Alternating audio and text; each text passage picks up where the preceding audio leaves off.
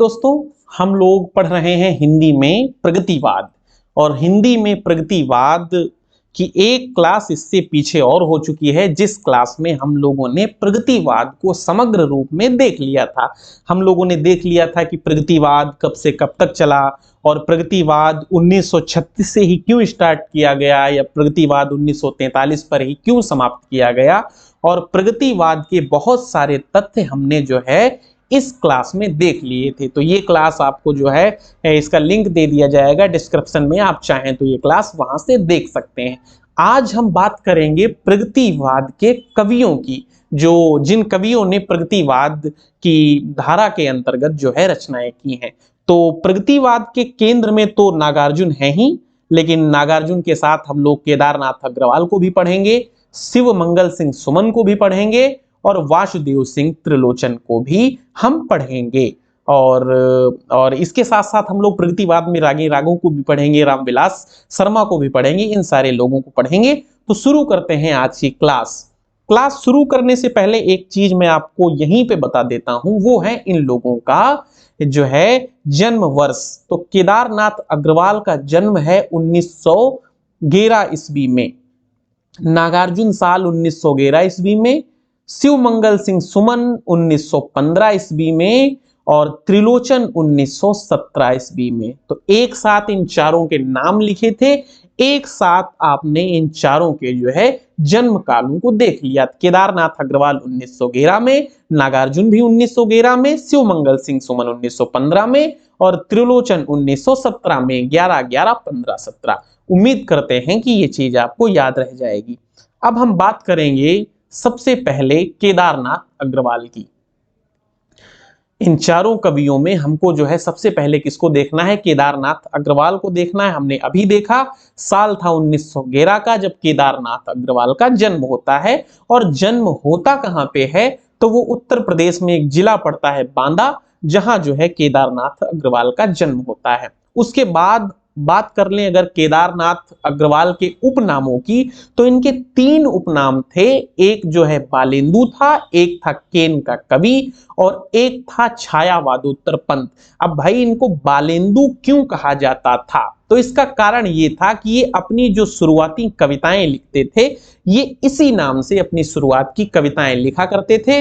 और उस समय ये ब्रज में सवैया वगैरह लिखते थे, किस नाम से लिखते थे? बालेंदु। तो एक इनका ये उपनाम हो गया बालेंदु।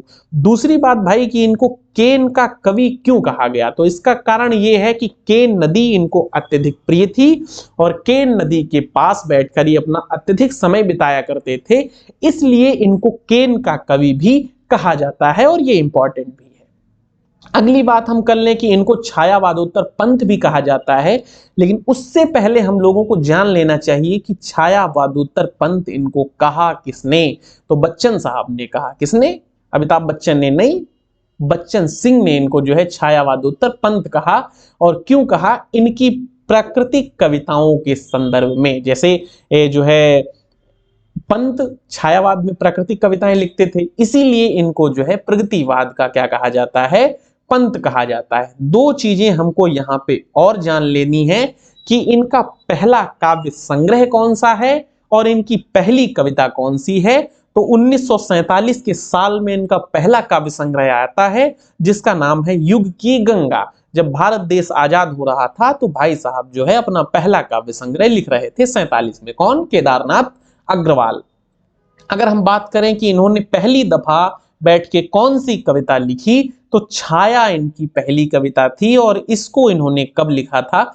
1928 में लिखा था। अब कहानी को आगे बढ़ाते हैं और कहानी आ जाती है इनके काव्य संकलनों पे। तो इनके काव्य संकलन बहुत सारे हैं, हमको देखना है कि इनके काव्य संकलन कौन कौन से हैं और कौन कौन से इंपॉर्टेंट हैं और किस काव्य संकलन के बारे में कौन सी चीज इंपॉर्टेंट है।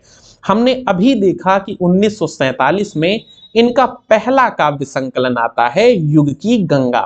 साल 47 में ही इनका दूसरा काव्य संकलन आता है नींद के बादल। फिर 57 के साल में इनका आता है लोक और आलोक। फिर 1965 में इनका एक बेहद इंपॉर्टेंट जो है काव्य संग्रह आता है फूल नहीं रंग बोलते हैं। फिर 70 के साल में इनका आता है आग का आईना। गुल और मेहंदी इनका 1978 में आता है। फिर पंख और पतवार इनका 1979 में आता है। मुंबई का रक्त स्नान 1983 ईस्वी में। हे मेरी तुम, ये जो काव्य संग्रह है, ये इसमें इनको इनकी जो है कविताएं अपनी जो है पत्नी पे समर्पित कविताएं इस काव्य संग्रह में हैं। और इसमें कितनी कविताएं हैं? 40 कविताएं इसमें हैं। फिर अगली जो है इनकी काव्य संग्रह इनका जो है वो 1981 में आता है। नाम क्या है? मार प्यार की थापें। उसके बाद कहें केदार खरी खरी, ये 1983 में आता है। आपसे ये नहीं पूछा जाएगा कि ये रचना किसकी है, क्योंकि इसमें केदार तो आ ही रहा है, लेकिन इस रचना के बारे में आपसे ये जरूर पूछा जा सकता है कि इस रचना के अंतर्गत किस तरीके की कविताएं हैं। तो इस रचना के अंतर्गत केदारनाथ की पूंजीवाद के प्रति सचेत करने के लिए जो कविताएं लिखी गई वो जो है इस रचना के अंदर कविताएं हैं। अब बात कर लें इनकी सबसे इंपॉर्टेंट रचना की, जिसका नाम है अपूर्वा। साल 1984 में ये रचना लिखी गई और फिर 1986 में इनको इसी रचना पे साहित्य अकादमी पुरस्कार भी दिया गया। इन तथ्यों के कारण ये रचना आपकी परीक्षा की दृष्टि से महत्वपूर्ण भी बन जाती है। अब हम बात करेंगे, साल आता है 1984 का और ये जमुन जल तुम रचना लिखते हैं। साल 1985 में इन्होंने बोल बोल अबोल लिखा।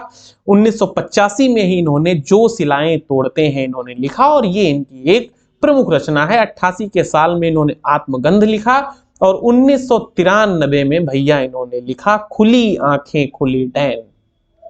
94 के साल में इन्होंने पुष्पदीप लिखा। बसंत में हुई प्रसन्न पृथ्वी इन्होंने 1996 में लिखा। तो ये इनके कुल मिला के काव्य संकलन है। बहुत सारे काव्य संकलन हैं, आपको जो है कई बार इनको पढ़ना है, कई बार इनको रटना है। और ये जो लाल लाल कर दी गई है रचनाएं, इनको तो कतई भूलना नहीं है। अब हम बात करेंगे आगे, कुछ बात करेंगे इनकी कविताओं के बारे में, जो इनकी महत्वपूर्ण कविताएं हैं और उन महत्वपूर्ण कविताओं में महत्वपूर्ण तथ्य क्या हैं।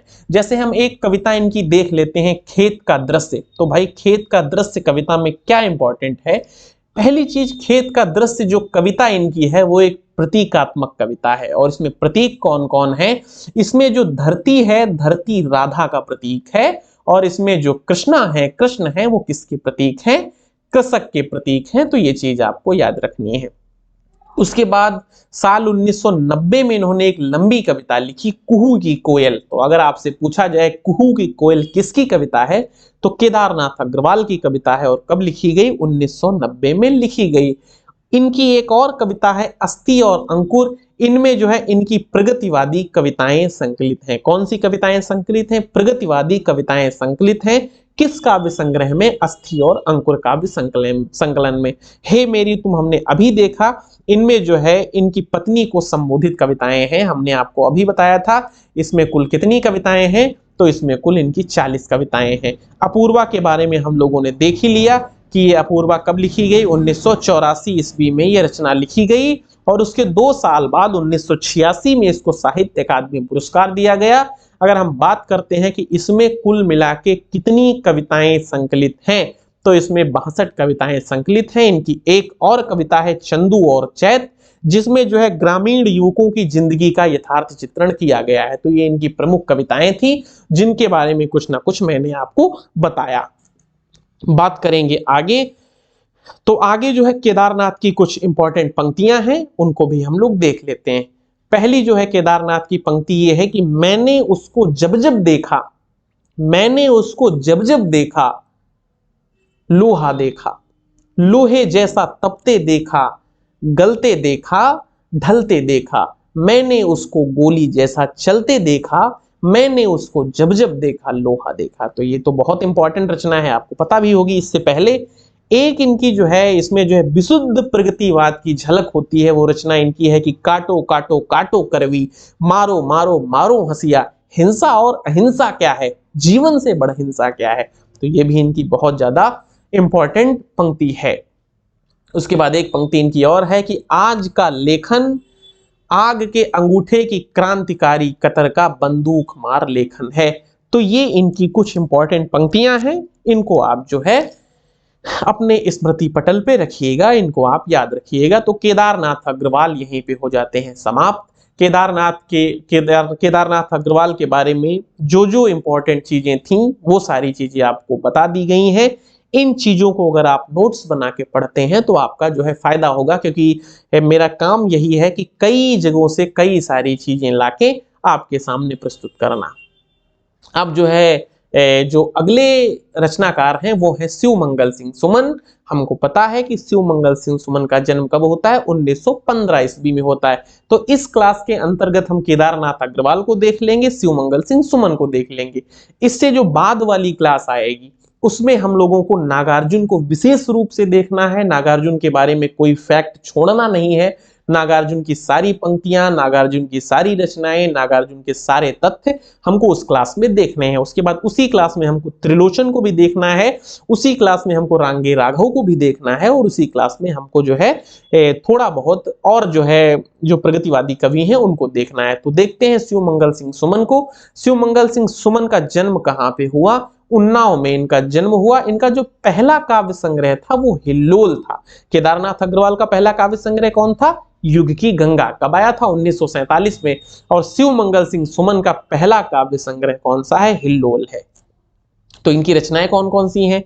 हिल्लोल है, जीवन के गान है, युग का मोल है, प्रलय सृजन है, विश्व बदलता ही गया, विंध्य हिमालय, मिट्टी की बारात, वाणी की व्यथा, पर आंखें नहीं भरी हम पक्षी उन्मुक्त गगन के। और इनकी जो प्रमुख कविताएं हैं, वरदान मांगूंगा नहीं। बचपन से हम लोग सुनते आ रहे हैं, पढ़ते आ रहे हैं, कई जुबानों से सुनी है, वरदान मांगूंगा नहीं, वरदान मांगूंगा नहीं, क्या हार में क्या जीत में, किंचित नहीं भयभीत में, संघर्ष पथ पे जो मिले यह भी सही वह भी सही, वरदान मांगूंगा नहीं। तो ये बेहतरीन कविता लिखने वाले शिव मंगल सिंह सुमन साहब ही हैं। एक इनकी और प्रमुख कविता बताई जाती है, गुनिया का यौवन और कलकत्ते का अकाल। ये इनकी प्रमुख कविताएं हैं। आपसे एक सवाल और है जो आप कमेंट बॉक्स में लिख सकते हैं कि बंगाल का अकाल नाम से किसकी कविता है? तो कलकत्ते का अकाल शिव मंगल सिंह सुमन की है, और बंगाल का अकाल नाम से कविता किसकी है ये आपको बताना है। तो आज की कक्षा फिलहाल यहीं तक थी। आज की क्लास को यहीं समाप्त करते हैं। कि उम्मीद करते हैं कि ये क्लास आपको पसंद आई होगी। अगर क्लास आपको पसंद आई है तो क्लास को लाइक कर लीजिए, चैनल को सब्सक्राइब कर लीजिए, और इसी तरीके से जो है साथ बनाए रहिए। नमस्कार, तब तक अपना ध्यान रखिए, अपनों का ध्यान रखिए। धन्यवाद।